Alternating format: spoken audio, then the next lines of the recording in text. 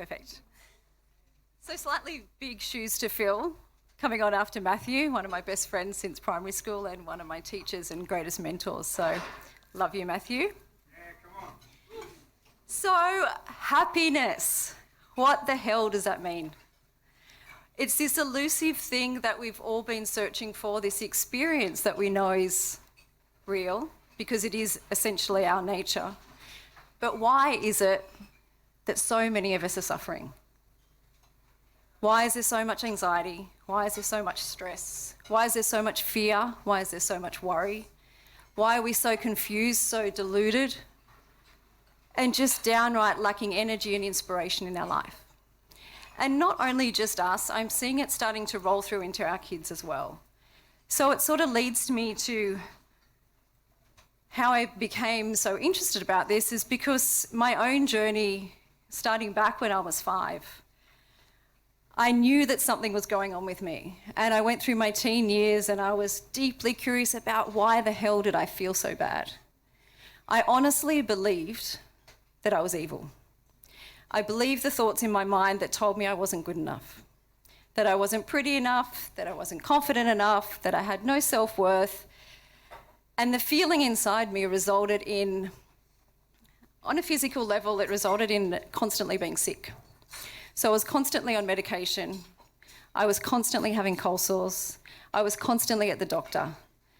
And I sort of got to 18 and I was like, what the fuck is going on? Why do I feel like this? Surely this isn't the experience of life. So at 18, I took myself to the psychiatrist and the psychologist and the counsellors and the psychotherapists and the hypnotherapists. I went on a 10-day silent retreat and meditated for 10 hours straight, trying to find out what it means to be happy and why are we suffering.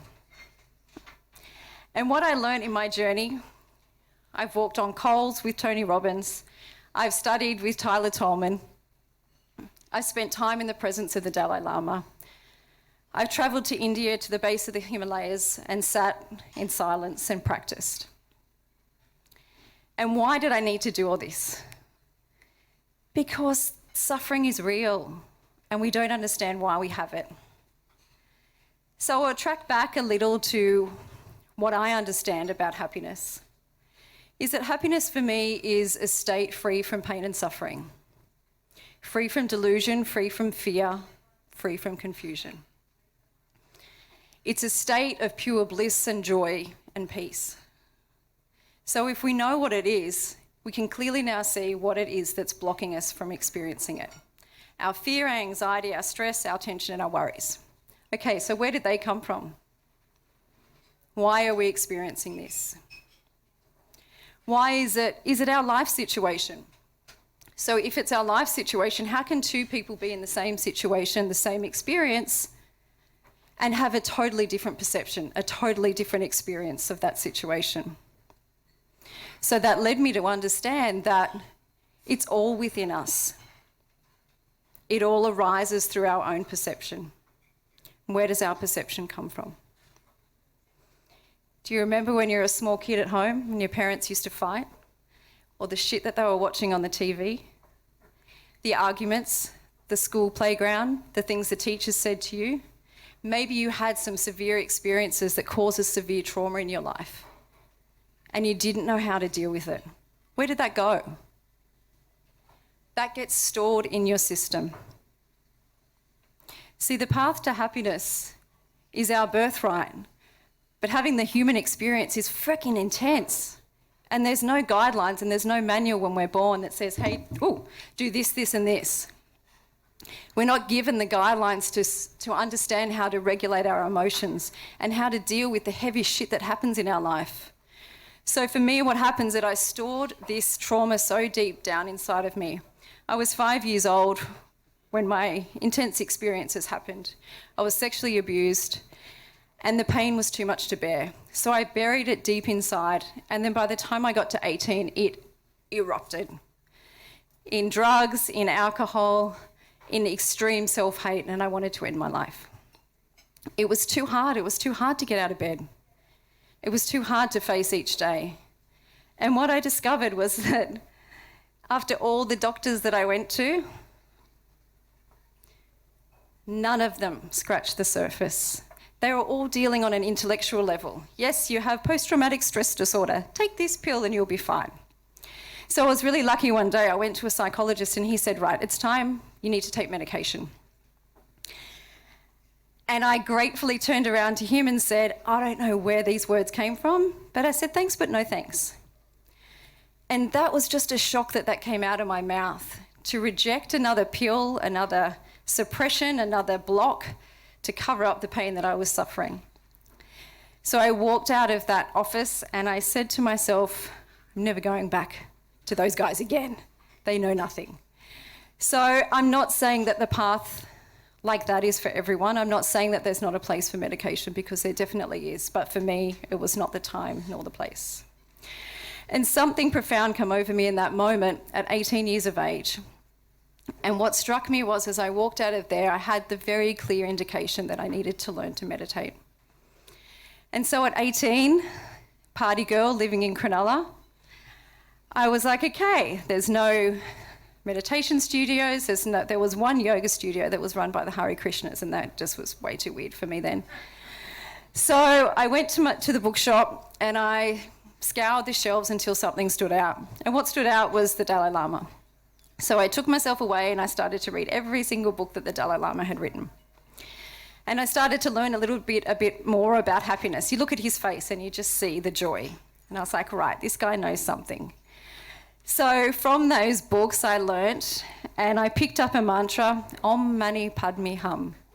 And I sat and I said that to myself for many hours, many days, not knowing what the hell I was saying or why I was saying it. But what came from that practice was a small glimpse. It didn't change my life in an instant, and I didn't walk away going, oh my God, I'm amazing and healed. But it just gave me space to actually start to see and unravel the shit that I'd taken on, the stories that I'd taken on, the lies that I'd taken on and told myself. I started to see that there was something, as you get still, you start to see the truth of how things are. And so this is how I see it now. When we're young, we're a sponge, right? We grow up and we take in every life experience. It moves through us. So whether it's good or bad, it still moves through our system. So you can imagine if you've had a traumatic experience, you take that emotional pain and suffering into the body. What also happens is, as I said, you don't have the tools to know at that stage to how to clear it out. So all this experience is constantly moving through us. So as I said, from the conversations your parents were having, what was on the TV when you were a kid? What was the interactions you were having with other humans? What were the messages you were being fed? What were you seeing on the news? What were the movies you were watching? What were your relationships with friends like? All of this stuff has had an imprint on how you think and perceive the world. So it's pretty crazy, right? To think that you had no say in what you were taking in. And so another really good way to describe this is it's like you've got a new car and you're driving down the highway on the journey of life. The windscreen's super clear and clean. You can see with perfect vision. And you hit a few bumps and mud gets splashed up on the window. But it's okay.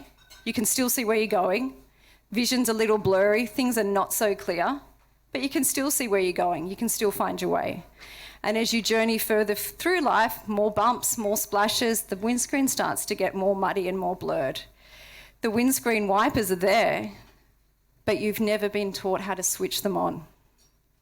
So you're driving through this experience with shit all over your screen. You can't see clearly. And if you can't turn the windscreen wipers on, this stuff just builds up and builds up and builds up. And guess what? That then becomes your perception of how you see life. Through a muddy, clouded, incorrect view. It looks dirty on the inside, so on the outside, what do you think it's going to appear like? So this process of happiness really comes with turning the gaze inward. I was fortunate to have Matt as my teacher for a very long time, and best friend and really great mentor.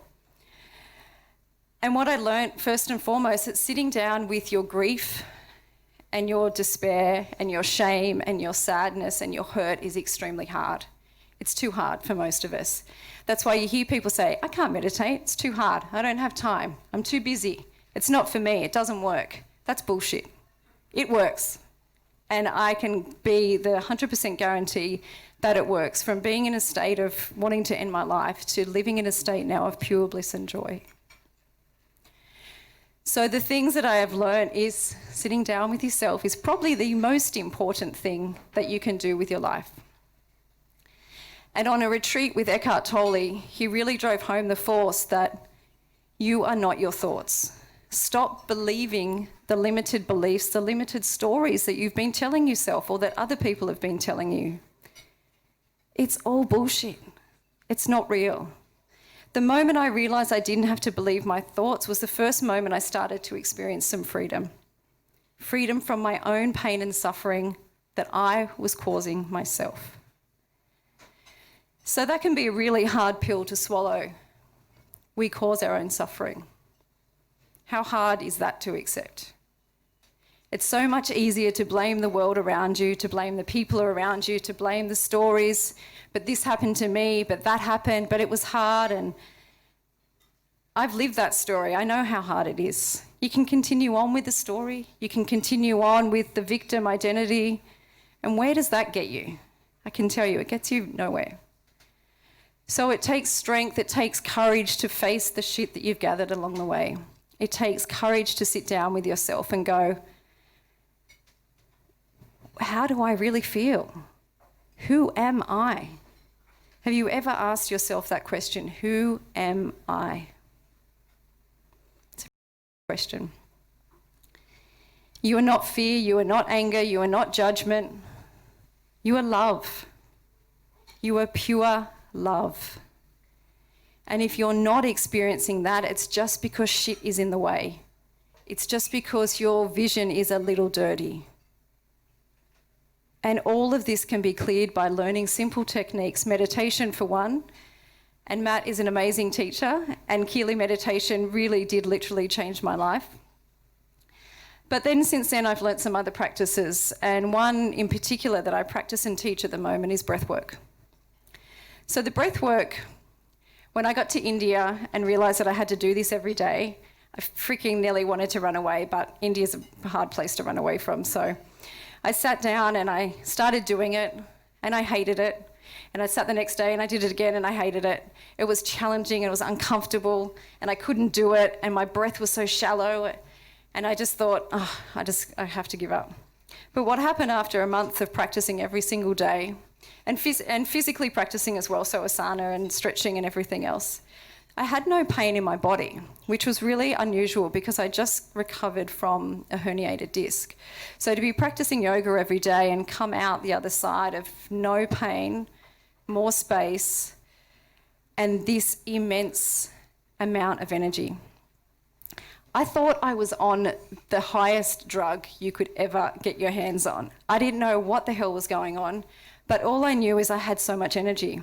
And what that energy turned out, the effects of that energy is that my clarity, my focus, my inspiration, my creativity, my presence with my children was all so sharpened and heightened. It was unbelievable. My kids actually thought that I was quite annoying because I was very smothering and I was very intense, but I would get up from these practices and I'd be like, right, what can I do? Where am I going to channel this energy? And I funnel it into my business, and I funnel it into my lovely husband and my family, and so they all benefit from this practice. So what happens with the breath when you access the breath and learn to breathe properly, by the way, most of us don't breathe properly, you learn to access your nervous system. And your nervous system is like your central operating system of the body. So if you can access that yourself, you gain greater power and influence over not only your mental state, but your physical state, your emotional state. You get to the crux of the engine and you get to be in control. You get to take charge. It's no longer that you're just affected by everyone and everything else around you. It's finally time that you can have the tools to really learn to master yourself. And that's what this life experience is about. It's not just to be here and fumble around and drink a few glasses of wine and have a party here and do a job there and raise some kids, and it's so much deeper than that. There's so much more. We are capable of so much more. We are so powerful and we're not even realizing it.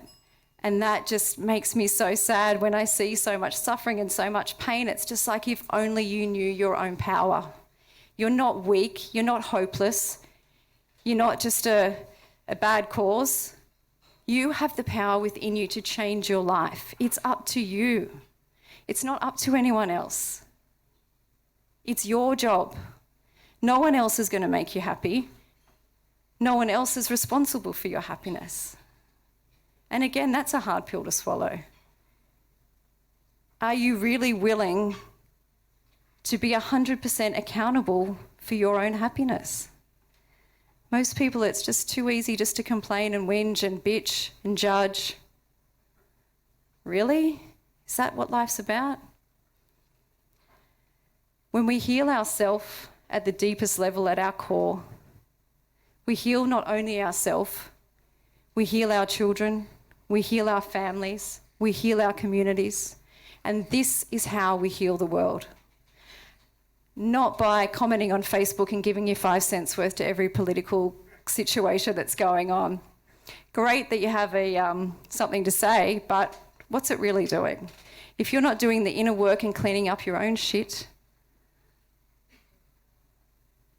that's where it starts. It doesn't start anywhere else. It starts in your own self. So do yourself a favour. Learn to sit still. Learn to get quiet. And learn to experience the stillness. The quieter we become, the more we start to know.